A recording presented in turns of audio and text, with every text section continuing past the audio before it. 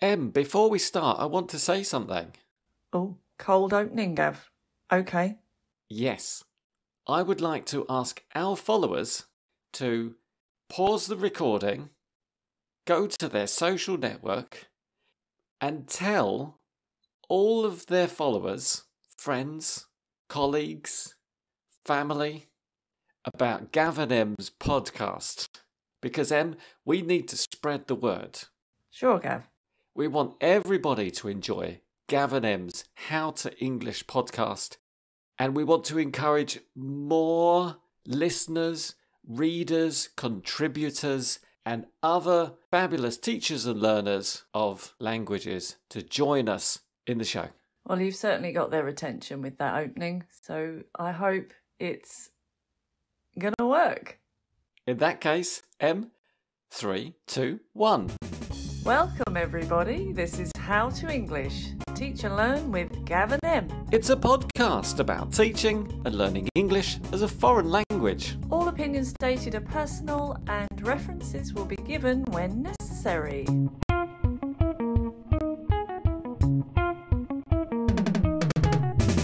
And here we are again.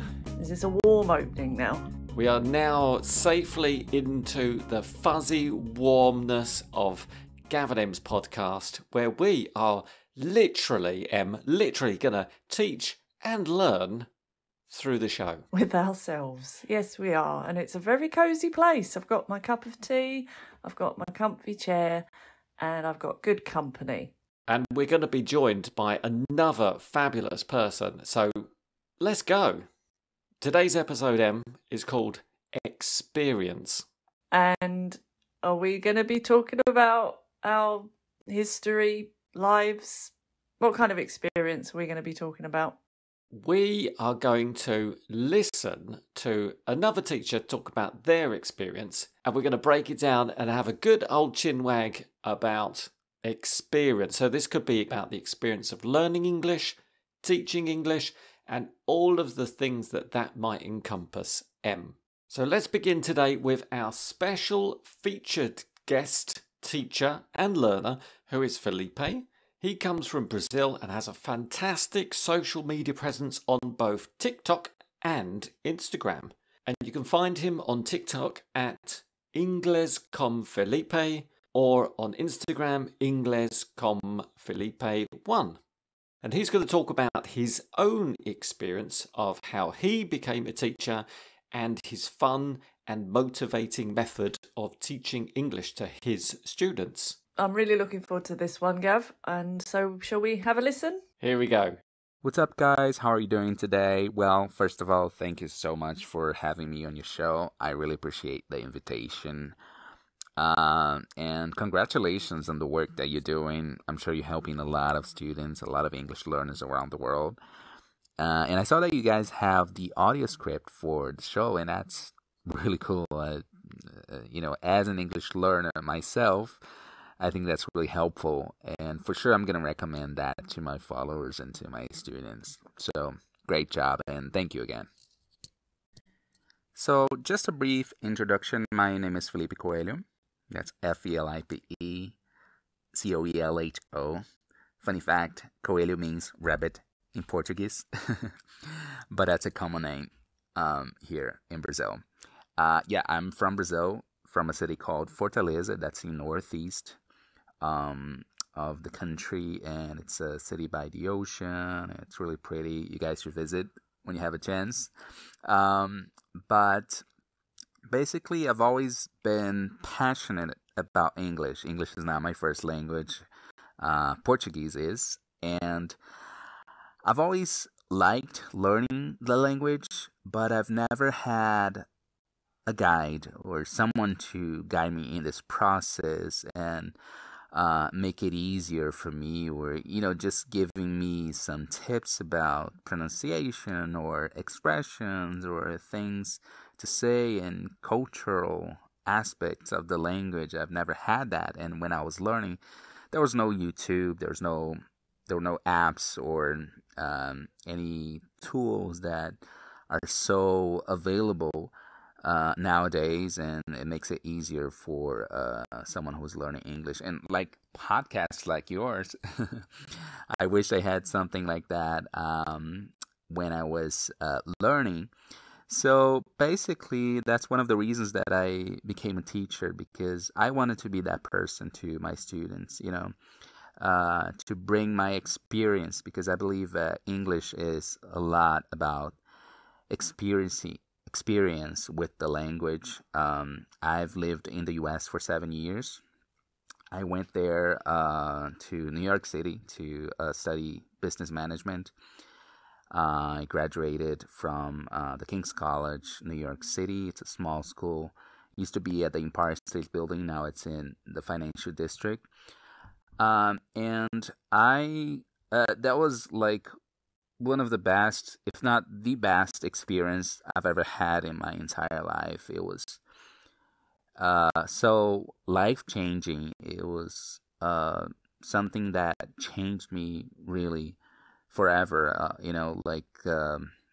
The to have the opportunity to meet people from so many countries. Like how New York City is a melting pot of cultures and different people and diversity, and that's really, really cool.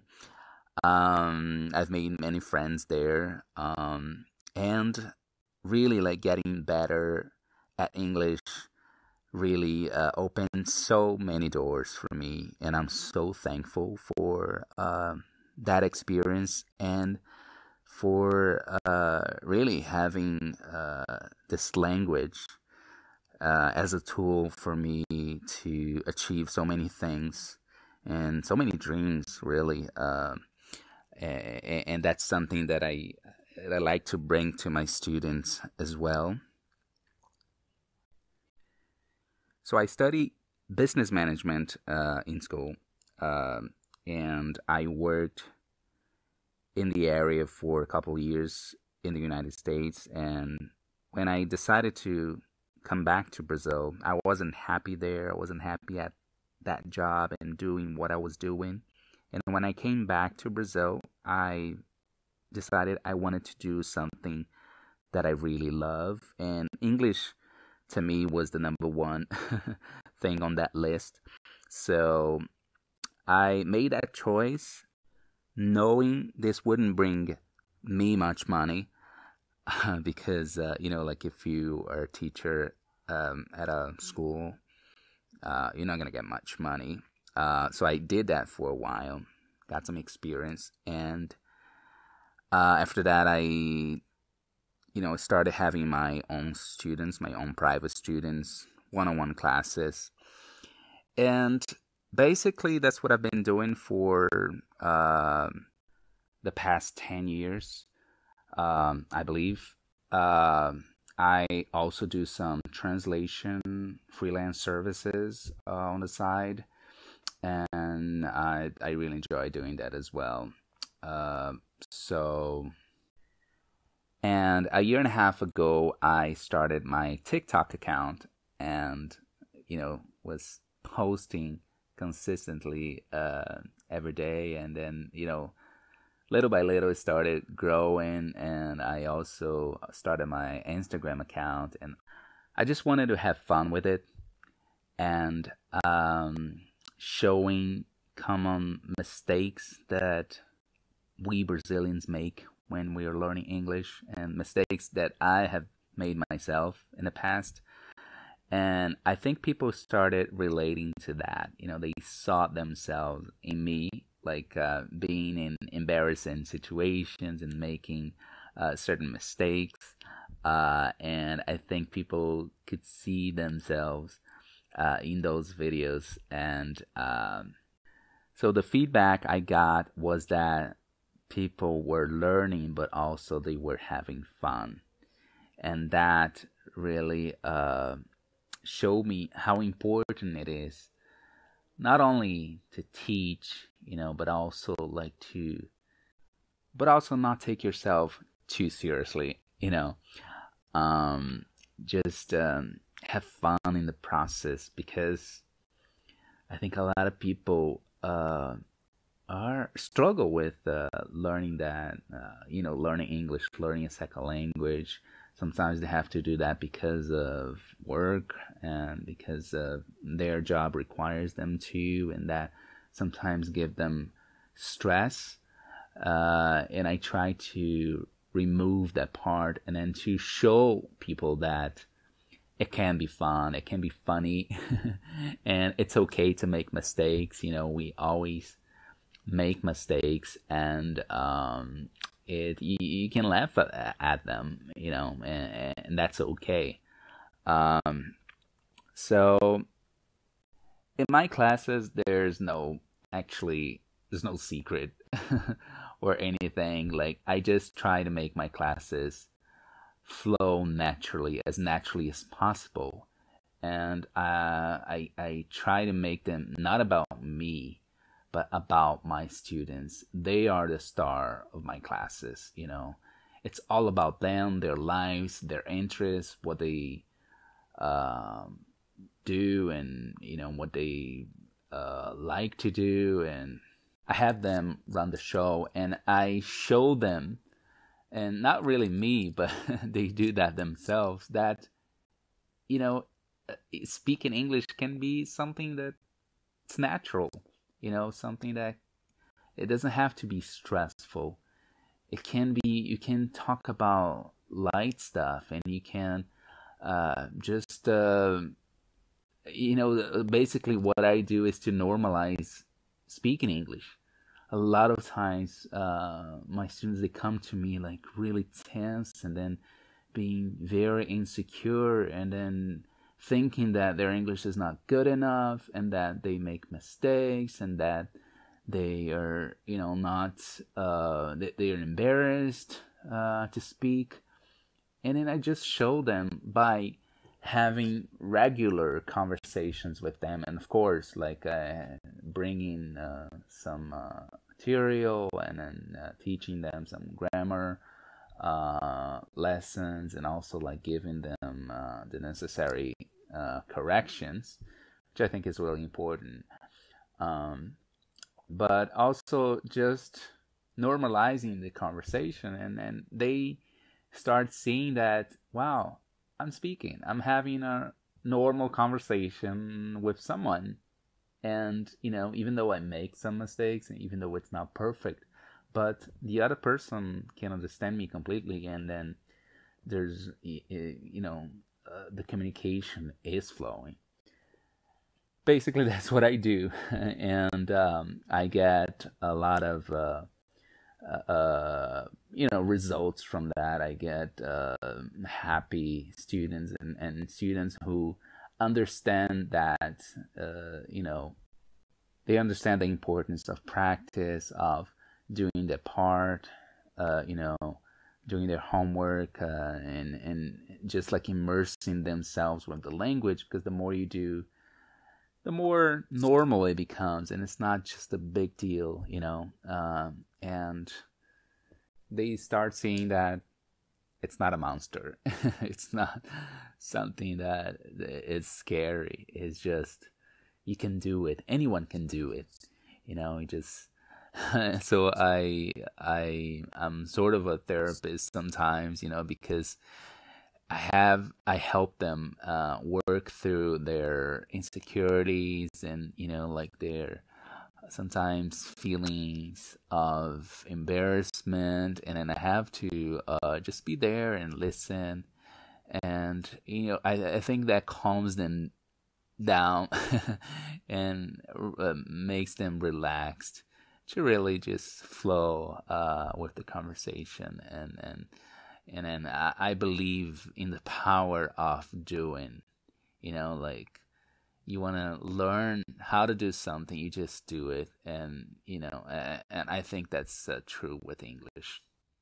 I totally agree. Just do it. That's so inspiring. Thank you, Felipe, firstly, for your lovely introduction, and it's nice to know that we're reaching out to people and that you appreciate what we're doing. So thank you very much for that. I think Felipe had some amazing tips there. really nice to hear his experience and how it was for him, his journey through this learning and teaching English world. What he said about a guide, I found that really nice. Have a guide, someone who can help you through that journey and that you can trust and that you know will always be there for you. I absolutely agree with you, Em. We are guides and we need to navigate our students on the treacherous journey along the river of experience until we reach the island of happiness and bliss where we can all communicate with each other without making too many mistakes. Wow, okay. You're talking about like grammar crocodiles on the way and vocabulary... Piranhas. Piranhas, nice. I love your metaphors. So as I was listening to Felipe's talk, I made a few notes and divided it into 5 points. Now, point 1, teachers are learners. Point 2, using technology. Number 3, laugh at your mistakes. 4, flow. 5, language to talk about experience. So we're going to come back to analyse some of the key language that Felipe used to talk about his own experience, his own journey through learning and teaching. Sounds good. What was the first one? Teachers are learners. Teachers are learners. You don't know it all. You never know it all. You should never come across as being a know-it-all. But then you want to sound or you want to look like you know what you're talking about. It's a balance, isn't it, Gav? I really think this is a very fine line between being patronising or condescending and being open to the fact that you don't know it all. What are your opinions on fake it till you make it, Em? I'm not a big fan of fake it till you make it because you can never really do it and somebody's going to find out and then you're going to just look worse if you kind of blag the whole thing of knowing how to use third conditional and then when it comes to it, you really can't. Students will know. Somebody will know. What do you mean by blag, Em? Blag. When you pretend that you know something and you just keep going and hope nobody notices. Aha. I did do it in my early days and that high adrenaline, high octane feeling was not pleasant. I felt like any minute I was going to fall out of the roller coaster and go smashing into the ground of being found out to be fake. Yeah. And your roller coaster metaphor is a job interview or teaching, or what did you mean exactly? I wasn't thinking of an interview, but it does apply to that as well. I was thinking just being in a lesson, having to teach something, not being completely sure. And I remember at the time when I felt like this, when I was quite insecure, I remember going to other teachers' lessons, watching their lessons. And one particular teacher said, "We're all students here, including me." And I just found that absolutely incredible that she had the guts or the courage to admit that to her students. And I, at the time, felt like she was making them doubt her or that maybe they didn't think she was a good teacher. But they absolutely loved her and they loved her honesty and they loved the fact that she didn't know everything and that if she didn't know it, she would go and find out, or that she would do that much work before the lesson to make sure she knew as much as she could. But there was still some gaps. But she was very open and very frank with them. And I really, in the end, I envied her for that because I never felt confident enough to say to my students, I don't know what I'm talking about. But now I do. Now I've been teaching for all this time. I'm quite happy to say, I don't know what I'm talking about. And I think that is in itself confidence to do that. So perhaps we can say preparation, preparation, preparation instead of fake it till you make it. But you can only prep as much as time allows. There's still going to be days where you really aren't sure, and there's no crime in that. If you just say, well, I've done this much work, but I didn't quite look at that bit, and forgive me, I'm human. I don't think there's many people that would hold that against you. You made some really good points there, Em. So number 2, using technology, and thank you, Felipe, for mentioning our audio scripts. Please, if you're interested in seeing the transcription of what Gav and Em and all their guests are talking about, please take a look. You can find a link in the show notes to the transcriptions for each episode, so go and have a look.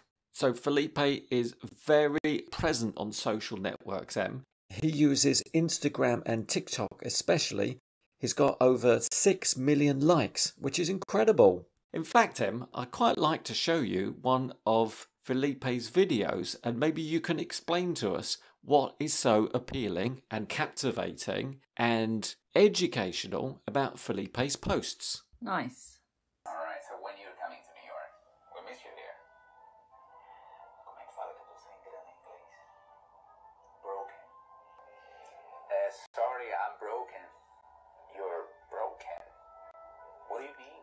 Oh, that's great. I really enjoyed that. So Felipe has great acting skills. He's playing two characters very convincingly, having a conversation, and one asks the other if they're going to visit him in New York, and the guy he asks somebody in Portuguese, how do you say, I've got no money? And the reply, I think it's like Googled, is I'm broken.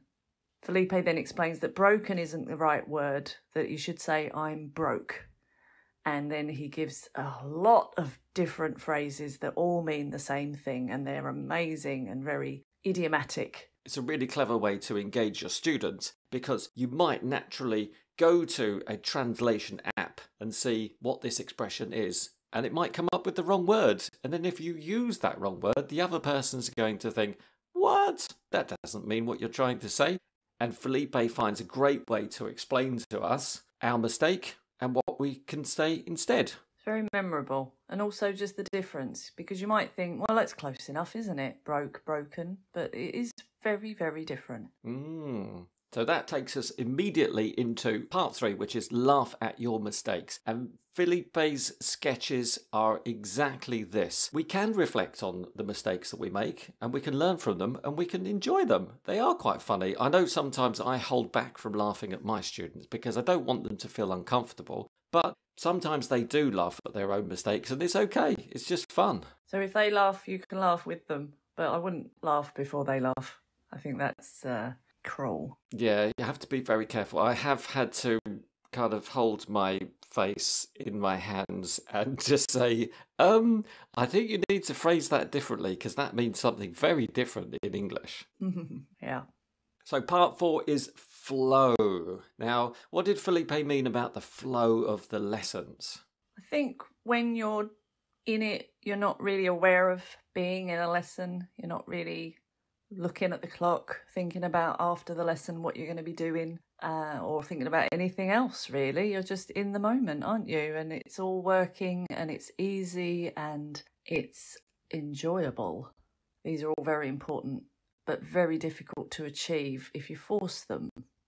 You can't just look at your students and say, enjoy yourself, have fun. It doesn't work like that. You have to actually build it and make it and create a situation where it happens. I'm not sure you can even really break down all the component parts of it. It just does happen, and when it happens, it's wonderful. It's about that engagement. It's about finding what the student wants to talk about, sharing those experiences, and making happy students. I really think it's a lot to do with the environment, though, and having that atmosphere that Felipe sounds like he creates is that very relaxed environment where your students feel they're coming into, or they're turning on their computer and they're having a chat with someone they like and that they feel comfortable with, and they're not scared to talk, or it's not some weird English book, now it's your turn type thing where they just have to come out with a language that they've learned in a kind of parrot fashion, that it is real and it's about their lives and everybody is on the same page. So it could be just a matter of working through their insecurities and the challenges and difficulties they might face with speaking English until you get to the nirvana moment. Yes. Yeah, I just want to maybe expand a little bit on the working through the insecurities, because I think Felipe touched on that. Sometimes it's just about not acknowledging it and acting like your student speaking English is the most natural and normal thing for them to be doing, not looking at them like, wow, you're doing it, you know, and making it a big deal. It's just a conversation and it's what you came here to do. So I think that can also help. Not bringing attention to those insecurities is also working through them. That sounds exactly like what Felipe's doing, Em. So now we can switch to part 5, which is language to talk about experience. So as teachers, as employees, maybe we're thinking about going to an interview, maybe we're thinking about getting some new students or looking for a teacher. We need to use some key language, and what I did is I really analysed some of the grammar and vocabulary that Felipe used in his introduction, and I thought I'd share it with you, and you can explain why he decided to use some of these expressions. So let's begin with, I've always been passionate about English. This would mean that from day one, Felipe loved English and still loves English now. So it's an action that started at the absolute beginning of his life, and it continues to the present and probably into the future. This is the use of present perfect. I recognise this, Em. Yeah, nice example. He also said, I've always liked learning the language, but I've never had someone to guide me. So it's the same, really. Just from day one, the love was there, but the negative also, nobody helped. Nobody guided him. So he did it all himself. And that is emphasised, I think, in that statement. That's it, because I think he was talking about how these days we can look at social media and you've got loads of inspiring people to guide you on your learning language journey. Yes. He also said, I've lived in the US. I went there to study business management.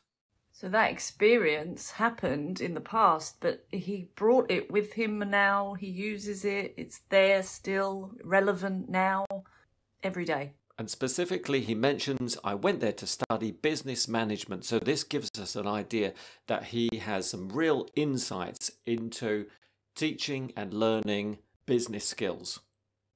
Some other key phrases were, that's one of the reasons why I became a teacher. That's a nice expression, isn't it? Very nice. There are many reasons, but this one is one I want to tell you about. And English is about experiencing the language. Is about plus verb ing.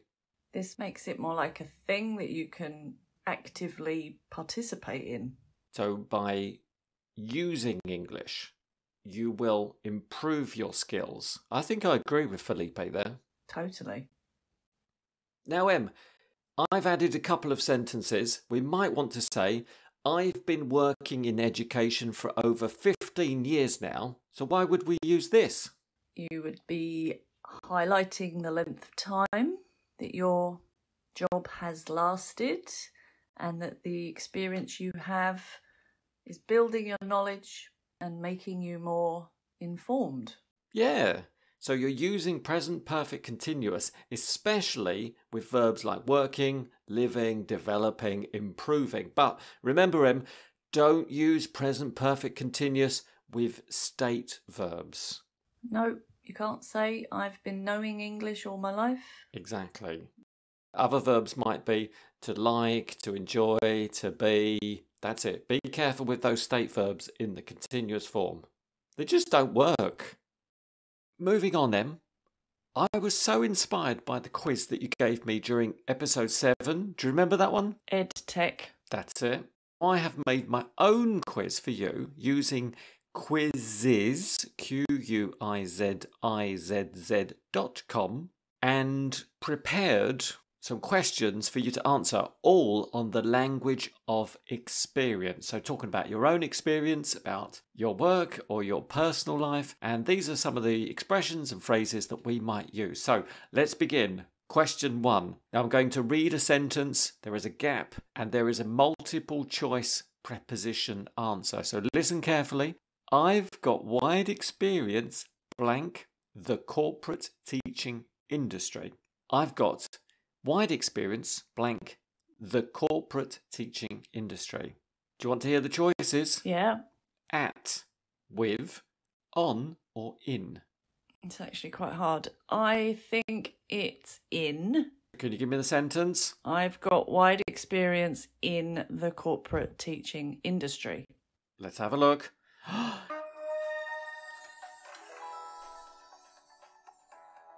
Congratulations, it's the right answer. Well done, M. And it is true. I have got wide experience in the corporate teaching industry. I've taught in IT, pharmaceuticals, law, lots and lots of amazing places.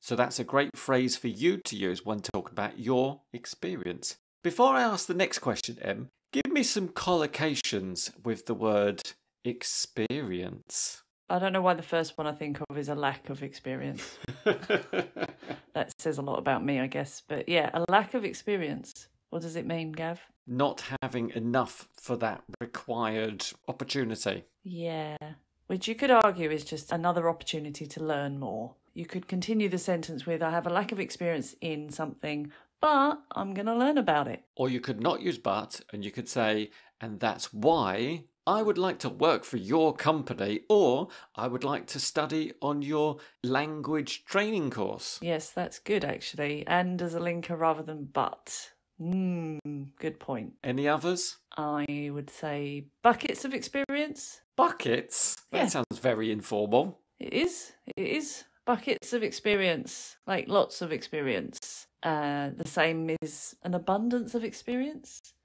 which sounds very formal. That does. So both have the same meaning, but maybe used in different circumstances? Yeah, so maybe to my friends, I would say I have buckets of experience teaching English in other countries. But to a manager or a potential employer, I would say I have an abundance of teaching experience in other countries. Sweet. Any others? I'm running out a little bit. Well, how about I ask you the next question? Here we go. Question 2. Which of these words do not collocate with experience? Are you ready? I'm ready. Gain, first hand, hands-on, previous, elephant, invaluable, hair-raising, and sobering. They all collocate. You can have elephant experience if you've worked in a zoo. You can't have You can't have elephant experience. If the zookeeper says, do you have experience with elephants? You can say, I've got elephant experience. But no, it isn't a common, let's say, not a common collocation. The others are all common collocations. I want to have elephant experience. Sure. Question 3. Which expression does the picture show? Now, I have to describe the pictures to you first. The first one is a person looking up and there is a light bulb above their head. Right. That's picture A. Picture B is somebody sitting at their desk and they are very, very unhappy. I think it's a business situation. So that's B. C is somebody holding their hands in a cross position. They're saying, no, thank you. That's C. Okay. So can you remember the pictures? What was picture A? Light bulb above the head. B. Sad person sitting at a desk. C. Crossed hands saying no. So remember, these expressions all typically go with describing experience. The first one is, I decided to. I think that's the light bulb. That's like a decision is made or an idea has formed and the action is going to happen. That's it. The second one is, I resisted the urge to. Crossed hands, like, I don't want it. Not for me, no. So how would you use that talking about experience? I resisted the urge to take an easy job for a bad salary. Oh, interesting. And finally, I ended up is the person at the desk who's probably not very happy and had a different idea at the beginning or different plan that didn't work out. So we're describing how after taking a job and this job was not the right one for me. So I ended up in the wrong job, for example. I ended up making beds instead of teaching English at the summer school. That would be a good example. Yeah, which is true. That did happen once. Be careful with summer schools. They're very varied. Are these collocations with experience? Good? Good experience, yes. Bad? Draw on? Draw on experience, yes. That means to use and implement past experience. Like you're drawing water from a well. Imagine your English is in a container and you're dipping in and taking out what you know and using it. I always think of draw on, meaning to pull, like a horse pulling a cart. Yeah, it's the same like pulling a bucket out of a well. See, it's not connected to drawing, like with pencils and pens. It's a bit confusing, isn't it? Draw on experience. That's strange. That's a different meaning completely. Yeah. How about relevant? Yes, relevant experience is useful and current. Example? If you want a job teaching in a hospital, you would need to have some experience teaching medical English or doctors, perhaps. That would be relevant experience. Good example. Part 4 is which of these expressions talk about past experience? Ready? Yeah. In hindsight. Yes. Looking back. Yes. On reflection. Yes. Looking forward? No. Oh, you spotted it. Looking forward is future. But yeah, I like those. They're nice. In hindsight, on reflection. On reflection, I think doing the CELTA was a good idea. Finally, I've got long experience, gap, teaching multi-level English learners. What's our missing preposition, Em? Is it of, in, on, at? I've got long experience, blank, teaching multi-level English learners. I don't usually use long experience, but okay. I've got long experience in teaching multi-level English learners. Oh no, Em, you made a mistake right at the end. You fell at the final hurdle. Did The I? correct answer was long experience of teaching multi-level English learners. Oh dear. I don't say it very often, but I should know the right preposition, shouldn't I? Oh well, prepositions are tricky for everybody. As we said, we're all learners. Yeah, we are. We all make mistakes. So there we go. Well, thanks, Em. I really enjoyed you answering the questions of my quiz, and I think I'm going to give you a B. Okay. Thank you. Thank you for the B. Thanks also to Kate at Nguru, and thank you to freecollocation.com, where we borrowed some of the expressions and terms from them to talk about experience. And finally, we can now introduce the final part of the show, which is, do you remember? Yes, I do. It's Teacher, Teach Me. This week's teacher is Meshkat from English with Meshkat, and she is explaining the difference between those confusing words like anywhere, nowhere, somewhere. Hi, Gabe and Em. This is Meshkat from English with Meshkat on Instagram. Do you know the difference somewhere, anywhere, nowhere, or everywhere? Somewhere means in or to a place, but you don't know say or know where. For example, they are somewhere in the Sahara Desert. Anywhere is used in question and negative sentence. For example, is there a house anywhere on the island? I can't see a house anywhere. Nowhere means in no place. For instance, there is nowhere to stay in this region. And everywhere. Everywhere means in every place. For example, there are rocks everywhere on the beach. Thanks so much, Meshkat. That's a really memorable way to remember the differences between those really confusing and similar words. And there are some really useful examples with the target language too. So go and find Meshkat at English with Meshkat on Instagram. And also don't forget to take a look at Felipe's links. You can find him on TikTok under Ingles com Felipe and on Instagram at Ingles com Felipe1. Everything will be in the show notes. Thanks for your time, Em. Good stuff and well done. Thank you for helping me with today's episode, Em. It was a great experience. Nice finish, Gav. Thank you. See you next time. See you later.